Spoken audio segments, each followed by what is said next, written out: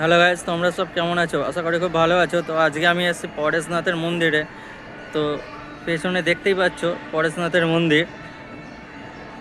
আর এই দিকটা দেখো, এই গেটের সামনে প্রচুর লোক, পুলিশও আছে। তো আজকে এখানে যারা সাধারণ মানুষ এখানে যারা থাকেন, তো তাদেরকে জিজ্ঞেস করলাম, এখানে যারা পুলিশ আছে তাদেরকেও জিজ্ঞেস করলাম, বললো পরেশনাথের যে রথ সেটি আজকে ঢুকবে, আজকেই শেষ দিন, আজকে সেই রথ এখানে ঢুকবে। তো প্রচুর সাজানো আছে।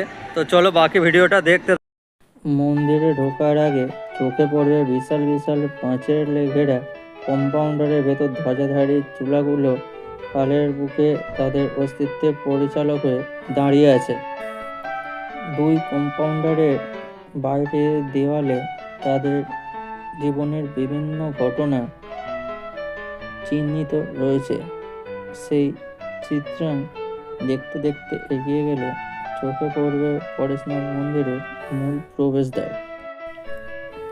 উত্তর কলকাতার গৌরীবাড়ি এলাকার বদ্রীদাস টেম্পল স্ট্রিটে অবস্থিত এই মন্দির